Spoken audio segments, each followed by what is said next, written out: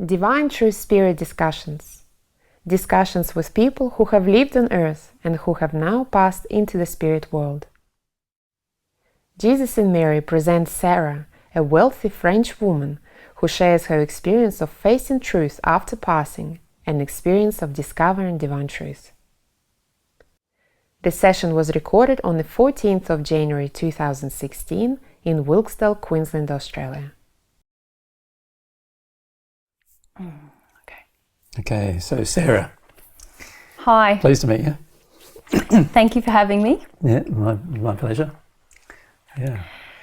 So you saw what we did with Yes. Glenn. We went through a bit of a history of his passing and so forth. So probably like to be able to do the same with yourself, if that's okay. That's fine. And then we can talk about some of the things you'd like to mention to the people that we're going to be talking to in our groups. Yes. Yeah. I lived on the earth much earlier than Right. Glenn. Yep. I passed in 1890. Yep. And I lived in France when I Right. was on earth. Yep. So I'm a French woman. Yep. And how old were Originally. you when you passed? I was an old woman. Right. Yep. 70, 80. Yeah. Hang on, You let me can't- think. think back and give us an accurate. 78. 78, okay. There you go, 78. Takes a while thinking back that far. Yeah. So much has happened since. Yes, yeah. Particularly again recently. Yes, very recently for me also. Yeah. Most of us share that in common. There's a few little different. Yeah. But Yeah. yes, I lived what I thought was a long life on earth. Mm-hmm. You thought you were pretty wise when you passed. Yes.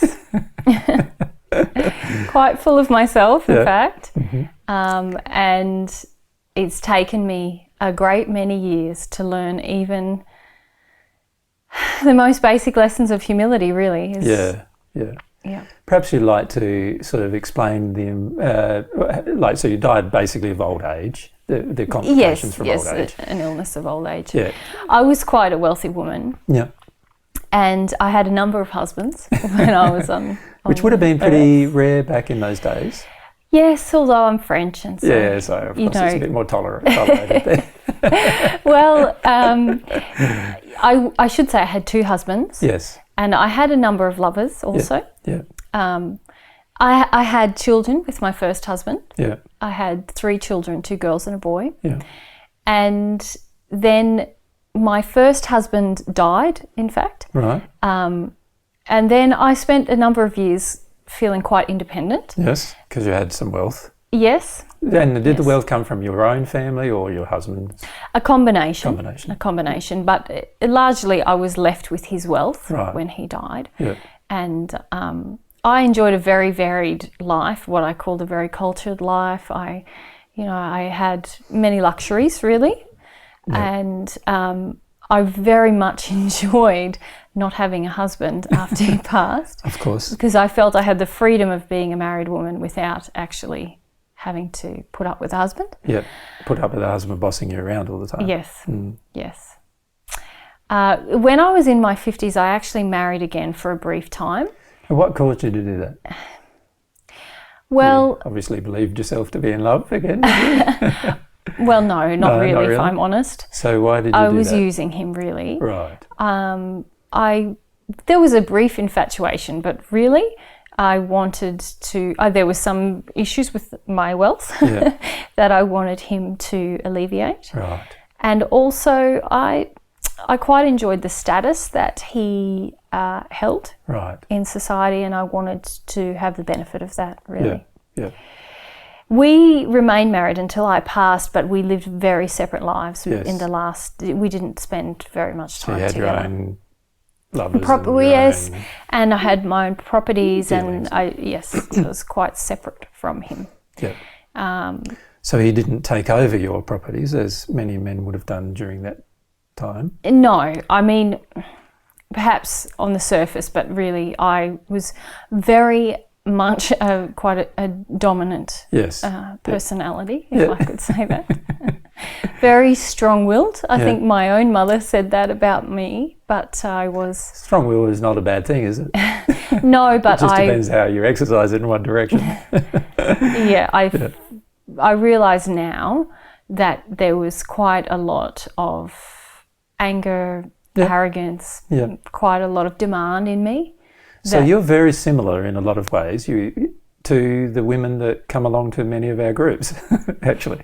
Yes. Just in a modern day setting. They're in a modern day setting, you're in an olden day setting. Yes. So many of the women who come along to our groups who remain single or have had these occasional relationships or have had one or two marriages or have had a few children but now they're single, again, are very similar to yourself. Yes. And what I've come to see about my life on earth was that I did a lot of taking. Yeah. I took what I wanted. Mm-hmm. And I had the roles that I wanted for selfish reasons, even as a mother, as a wife. I did all of these things because I wanted not to give love or even to receive love, but I wanted the benefit of society's viewpoint of my different roles as a woman of society or as a landowner, as a wealthy woman, as a mother. Yeah. But also for things that it gave me personally, a sense that I was good, and a sense that I was above other people. So you believed yourself to be superior to most?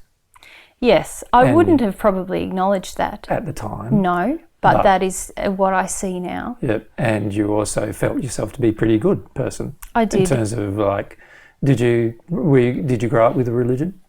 No. So you didn't have much religious faith, but you felt yourself to be a good person on the average, compared to the average.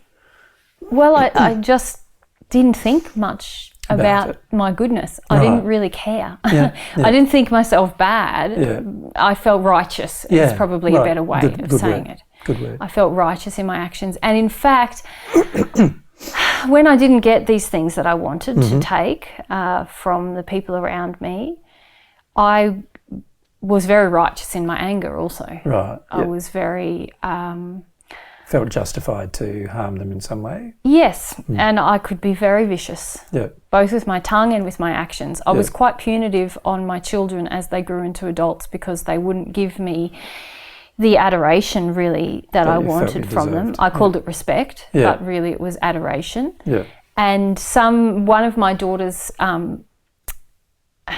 was exposed sort of in society shamefully. Right, so she slept with somebody. Yes, and in fact it was something that I had done many times, but I was never, I called myself smart about it. Yes. Because I believed it was about playing a game with people's, it didn't matter what you did, as how people saw what you did. Yes. And I was very, very harsh on her and rejected her. Yeah. I can see quite hypocritically because she did something that I had done many times, but because she was found out, I felt that made it shameful, the fact that other people knew, and I was very harsh on her. Mm. And with my other two children, I often withheld money or so-called affection from them when they didn't please me. Mm. And with my husbands, I was very vicious when they didn't give me what I wanted or give me the feelings that I wanted. Mm-hmm. I felt, well, I think I've said it well in saying that I felt righteous. Yeah, I think you've explained that fairly well. So you passed in the late 1800s, in the 1890s? Yes. And you arrived in the spirit world. What was your very first experience arriving in the spirit world? Somebody would have come to you at some point or tried to. Yeah, to be honest, I don't have much recollection of anyone being there. Yeah. It was pretty shocking, actually. So where were I went from being in bed surrounded by people caring for me, really. Servants caring for you. Yes, yes, and feeling I was unwell, but I felt quite comfortable, and to sort of a very dramatic blackness in which I felt there was a lot of rage around me, which I'm beginning seemed to be aimed at you. Yes. Yes. And what I'm beginning to understand is that perhaps that was me passing through the spirits that in the earth state. It was perhaps where I hadn't even entered the spirit world yet. It's still unclear to me. I think if you ask Sarah, Sonia and some of the others, they'll tell you probably a little differently to that. But from what I can gather, it's about receiving some of the rage and anger from the people who you'd harmed. and not being aware of that at the time. Yeah, okay, yes. Does that make sense? Yes, yes. Yeah. They're saying that I was drawn straight into that place. Correct. Yes, and I did stay in there. I stayed there for a very long time. Yes. Feeling very hard done by. Yes, I feeling imagine. very undeserving. So blackness, but a terrible feeling projected at you of rage. Yes. That you were absorbing. Yes. And feeling. And it felt like physical pain, in course. fact, more than when I was passing from the earth, more than the illness. More pain than the illness actually caused you. Yes. Yes. Yes. It was like So it's a daggers bodily sensation. going through me. Yeah. I could feel it as anger, but it suddenly became bodily as well. So it felt like a knife cutting through flesh in terms of that severe pain. Stabbing, almost like stabbing. Yeah. And meanwhile, I just became rageful. I felt this was so unjust. Yes. How dare anyone do this to me? Yes. How dare this occur? And I stayed in this sort of fight. This rageful fighting place. Yes, and it's still quite emotional for me to Of course. think about that, because I stayed in that place until very recently. If we can ask our spirit friends again how long that was. Yeah, over 100 years. Yeah. Over 100 years. Of feeling like you're just getting stabbed every moment of the day. And wanting to stab back. Yeah. And I don't know still, I'm still working, I'm through this. Yeah. I look to Glenn and he is much more progressed, I feel, than myself, because I where are you now in don't this have this clear understanding. I understand. Yeah. We can... our spirit friends will tell you where... Yes, they're saying that I'm just in the first sphere still. Yeah, but you've now gotten out of the... Yes, I'm not in that place You're anymore. not out of that place. So yes. Yeah. In fact, they're saying that... I'm sorry, because I'm so... It's okay, you're emotional about it, I understand. So the daggers were happening, Yeah. and it feels like still my daggers were going back to those people. Yes, of course they were. And I feel that they were harming me and I was harming them, and I felt so that it was wrong what they were doing. I felt so righteous. I felt so there was no problem with me, and how dare they do this to me. Yeah. And I felt so justified. I wanted to kill them. Yeah. To kill them. Yeah. I wanted that so much, because I could not understand why anyone would do such a thing to me. Yeah. And I feel I was so righteous in myself about my own... It's hard to describe still. Yeah.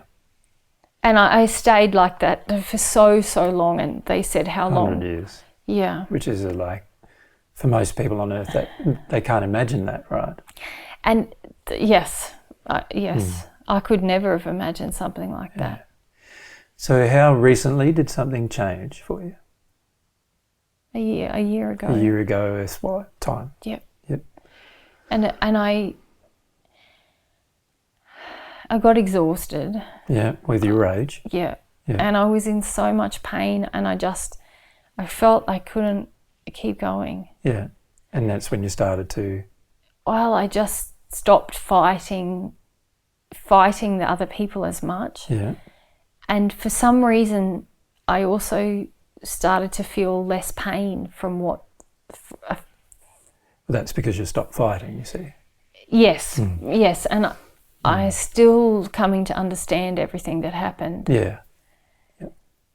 So I stopped fighting. It stopped being as painful. I just wanted something different. Yeah.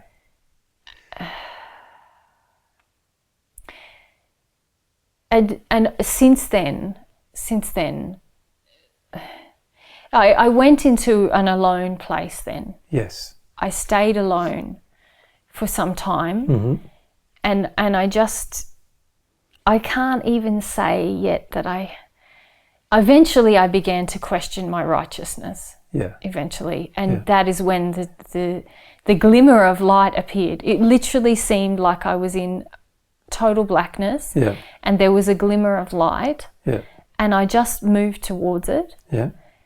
I kept moving towards it, and as I did, this questioning was happening inside of myself. So it started exposing other feelings. Yeah, I started to feel sad. Sometimes I was feeling sorry for myself. Yeah. For being so alone, and that it was so unfair. And then it would revert back again. And then, then I found I stopped moving towards that light when I was like that. Yeah. And then I would start questioning again myself, and it was hard for me to start questioning myself as a person and the things I'd done. Yeah. But the more I allowed that, eventually I got to a place where it was sort of, the light was still off in the distance, but it felt warmer around me. Yeah. And somebody came, Noelle came, and she started just gently, so very gently, to talk to me about my life on earth, really. So about becoming self-aware. Yeah. Really about having an awakening to the sin, if you like. Yes. Yes. And I wouldn't tolerate her for very long. No, because she would go away. Emotionally traumatic hearing about the list of never-ending list of things. It feels like that, and I've begun to feel some very badly about many of the ways that I was on earth. Yeah. And much of what I thought was right, you can see now it's not so right. And you started to feel some emotion now too, obviously. Yes. You started to cry when you need to and so forth. Yep. So that's very good. Yeah. And I'm fortunate that Noelle helped you. Yeah. Yeah. Without her help, it would have been probably a lot longer period of time. Yeah. Yeah. It's wonderful how the spirit world does always help us when we're ready to have them, isn't it? Yes. Mm. The one thing that I feel has been in my favour is that I always enjoyed sort of sparring with people on earth, having a good intellectual argument, I suppose you'd call it, proving a point or arguing an issue. Yes. And so this is a way that Noelle came to really be able to help me, because she'd let you have some arguments. And she'd talk to me about why what I was saying to her was wrong. And because it was logical, you had to accept it. Eventually I had to accept it. And this is another way that she made her way into my heart, I can see now. She's a weasel. Yeah. She is. And I always loved people with character as well when I was on earth. Of course. Real characters, and she's a character. And yeah. She helped me with that, and she's begun to speak to me about God as well in this same way, and it's opened my heart in a way that I didn't expect. I never expected. And now you've got the opportunity for the progress to be much more rapid as a result, eh? Yes. Yes. Rather than having to go through years and years and years of having to deal with it in a natural way, which you've probably already observed some others attempting to do, which you can see is a long process. I have to be careful of my arrogance, because sometimes I think, oh, well, I'll be smarter and I'll do it the quick way with God. But well, you could say it's a quick way, but it does require a lot of sincerity and truth, doesn't it? And heartfelt desire. And I know that my competitiveness is a part of the problems that I had when I was on earth. And you're yet to discover some of the reasons why those particular emotions are there too, hey? I don't know. I think this is just the way that I am really still. It's hard to... Yeah, what obviously Noelle is going to do is help you go back through your childhood in particular, help you grieve some of the things that happened there, which will have a large change for your life. Yeah. So far, the grief that has come up for me has been beginning to realise that I was not righteous in the way that I treated other people. That's very good. Repentance is a very important process. So now we've got a bit of a picture of your life, and obviously it's been quite traumatic for you for those 120 years or so that you spent in that place. And obviously that's something, that obviously we have a lot of compassion for. But I was wondering if what you would like to share. Obviously Sonia and her group took you to observe some of the people who come along to our groups and who might attend our assistance group. What would you want to say to them, do you think?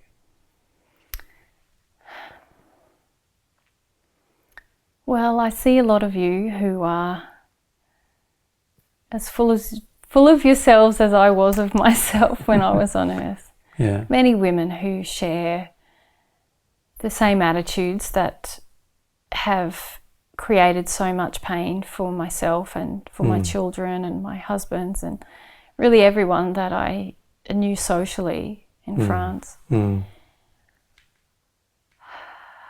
I can see that the path that you're on only leads to pain and loneliness. And many of them are already alone, really. Yes.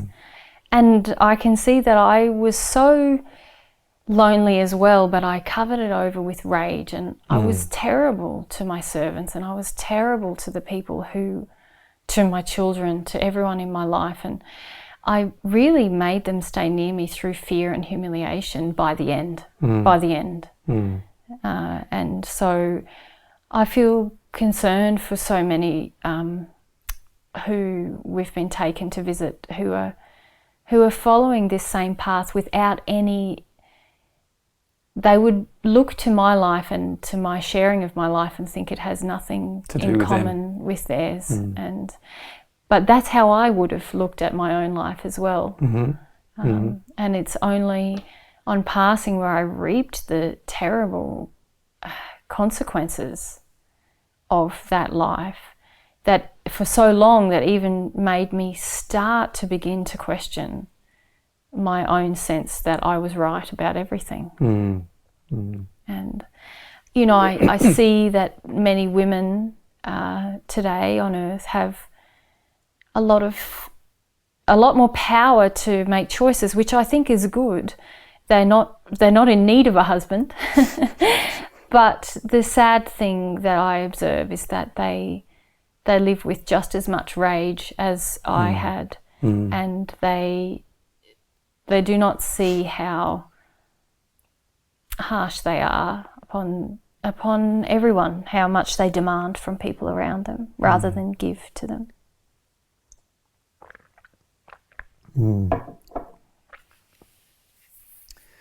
Yeah, so it's hard to convince somebody, isn't it,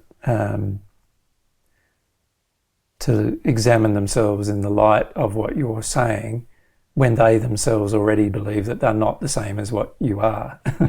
And what I mean by that is that, most of the women would not believe themselves to be in the condition that you passed, and yet they are in the condition that you passed. Yes. And in fact, for many, it's actually quite worse because many of them have also had abortions and other things which have darkened their condition even further, and which add to the darkness. And perhaps if I could just encourage people to think about what their real feelings are about the people around them and what they want from them, and what they feel they are righteous in. And when they get righteously angry, what it's about. Yes. I wish that someone had come to me. Well, I wish that someone had come to me many times in my life. I can see that my daughters tried to talk to me about this. They're probably the only people in my life, and they didn't do it obviously in a calm and because they were already manner. Being harmed by your ways. They were naturally they would have been quite angry. They were attempting to stop the terrible treatment, really. Yeah. And they were indignant. Yes. But none of us were very self-aware enough to really understand the dynamics. And I do see that in many people who attend your groups, and even many daughters who attend your groups, so younger women, feeling very... They've already gone through the same process by a very young age nowadays. Yes. Yeah. So they've often women in your time didn't have the means to go through that process, let alone the circumstances. Yes. So... Yeah. I'm not sure that my example is of much use. I feel a little ashamed about honestly, what I've shown I feel you. It's very good that you've had the courage to come and talk to us about it. Because my concern for many people on this planet is that many people are engaging behaviours that if they actually knew what their long-term life was going to be like, they might have a pause about their behaviour. So if you I wish I had paused. If you had somebody come to you when you were in your young, teens or early 20s in the early 1800s when you were alive, and explained to you that the direction that you were taking might lead you to this terrible 120 years of tormented state, you might have reconsidered some of the decisions you were making. Sadly, I probably would have laughed in their face, but if someone could have impressed it upon me, I would have reconsidered my choices. Do you think at the time of passing anything could have happened? If there was one thing, I remember asked Len, if there was one thing that changed at the time of passing, what would have helped him?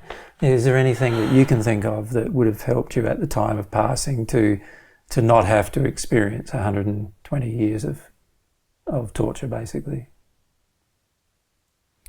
It's still difficult for me to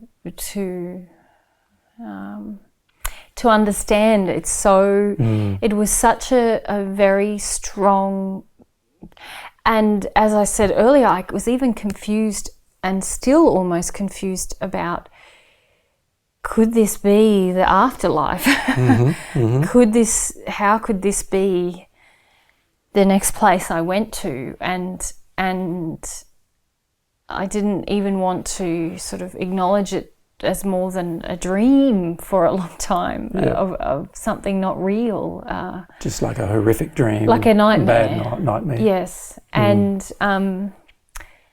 it's difficult for me to think of something that could have changed because I was so enthralled in the state you were in by that stage. Yes. And that's the thing, isn't it? God's obviously with each person trying to get, each person arrives at the conclusion in the same in the same way, in the sense that they have to be helped to get beyond where they arrived once they've passed, to get into a state where they can at least make even a choice to do something different. And that's exactly what I feel had to happen with me. It was exhausting and horrible. But I don't know how it could have been different given how righteous I felt. Yes. And I still feel sadness that I was still willing. I wanted to kill. I was willing to be violent towards others immediately that they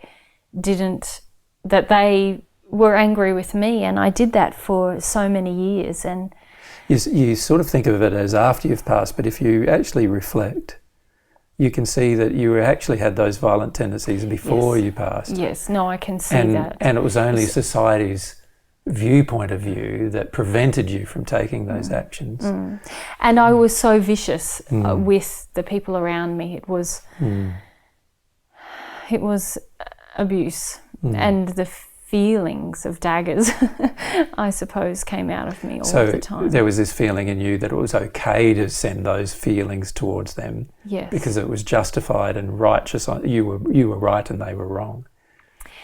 Yes, and I suppose that I never reached the point where I could feel a desire to be physically violent because I had so much control and wealth of over the people around me that none of I them would never have faced a contemplated. situation where people were a group of people were outwardly and openly angry with me because I could control so much. Whereas as soon as you passed, you I couldn't control that. And so then you're right, it exposed to me, even though I didn't want to see it for such a long time, it exposed to me the true state of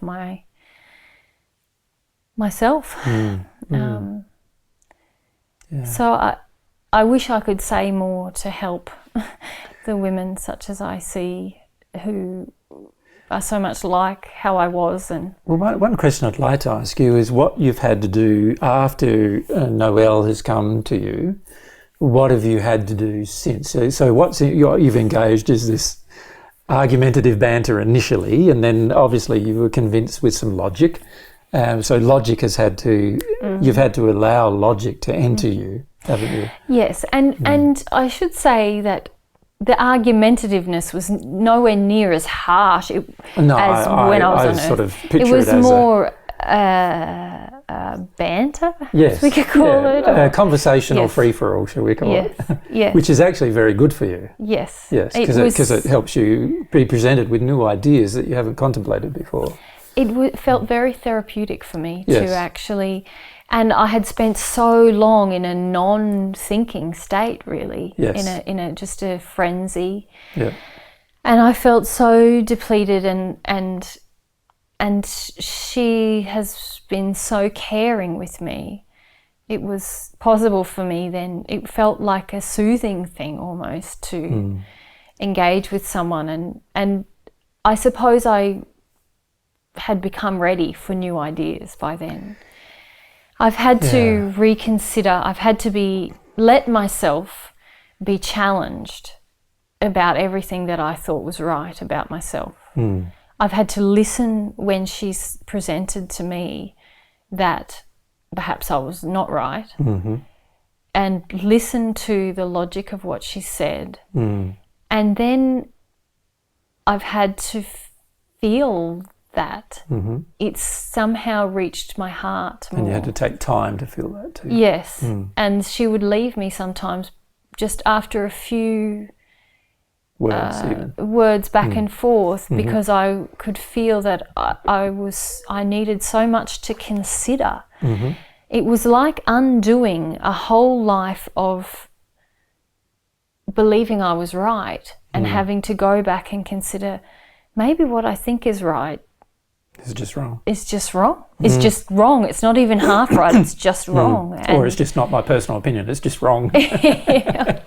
Or it's just not a privilege that I should enjoy because of who I am. It's just wrong. And can I say though that for many who are here with us now on Earth, the problem is that they're not even going to get into the state when you first arrived for many of them, because they will still want their addictions met. So many of them are still going to continue to be earthbound, unfortunately. And that will exacerbate this problem even further, because they'll get darker and darker and into a darker condition than when you actually arrived. You went almost straight from your deathbed you'd went straight from your deathbed to the location where you were no longer earthbound, but still feeling all of this attack from others and anger from others, from obviously and then you were angry in return, but you didn't go, you had all of your addictions removed instantly. Whereas many of the people who would pass now, and particularly people who know about God's truth and know that the spirit world exists and know that they can stay earthbound, many of them may actually choose to continue to engage these addictions for an even longer period of time once they pass. So actually many of the people you're referring to may actually finish up arriving in a much worse condition. I hope that they don't do that. I hope so much. So do I, and unfortunately that's not the choices they're currently making. I don't know, I still don't know how to impress upon a person to reconsider their state of righteousness. When they're in a state of righteousness. Yes. It's very difficult, and you can see that's why the place you're in was the best place for you for that time. Because yes, it's very unusual for a person to be self-reflective when they've been taught to be self-righteous. and it grows over time. It does. And living a life of being separate from others, separate from a husband or separate from anyone who's different from you, yeah. means that there's never a challenge. But perhaps if I could implore them just to consider who they avoid and why, or when they're angry, why they think it's okay, yes. or what their children are trying to tell them. Yeah. I can see there were many times in my life, my children and other people, it was there if I would only look. Yeah. People were trying to tell me, even though I was formidable, really, they were trying to tell me in some way that I was, there was a horrible. Yeah. Yeah. And I just took power over them, and I condescended to them, and I belittled them as a way of undermining everything that they said to me. Yeah, yeah. No, it is very, very difficult for an arrogant or self-righteous person to make the breakthrough. Very difficult, and I appreciate the fact that you have. I understand how difficult it is. I've observed the difficulties many have faced with that problem. And it is a large problem on this planet today. So there are going to be many people who pass from the earth today, unless they have some more self-reflection, arriving in a similar condition. But I think all we can do really is educate them about the truth of what happens to the person who arrives in that condition, which you've done, which is very good.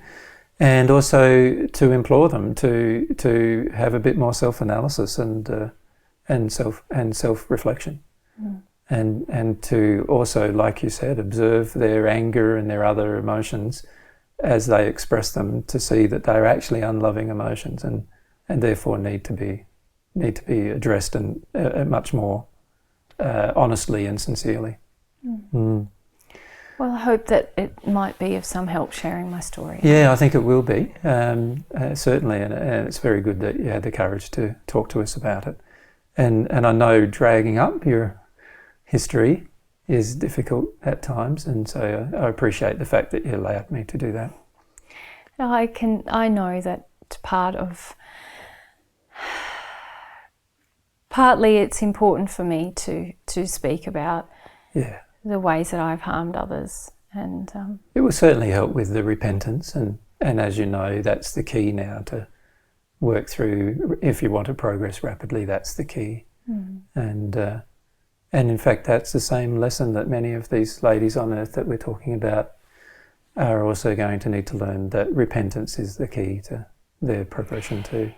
And perhaps before I go, I should just mention I've spoken mainly to the women, but there are many men in that. Yes, I've just been prompted to say that there are also men who have these same issues that I've had on earth. Yes, and in fact, many men have them to an even more severe degree. Yes. Because there is the allowance of men to be generally more arrogant than women. Yes. Well, hopefully we've given our audience a bit to reflect upon there. So I'm very happy that you came and spoke to us. There was one other person I feel that wanted to speak, but Mary may just need a short break before that happens. Okay, well, thank you for the opportunity. Yeah, very nice to meet you.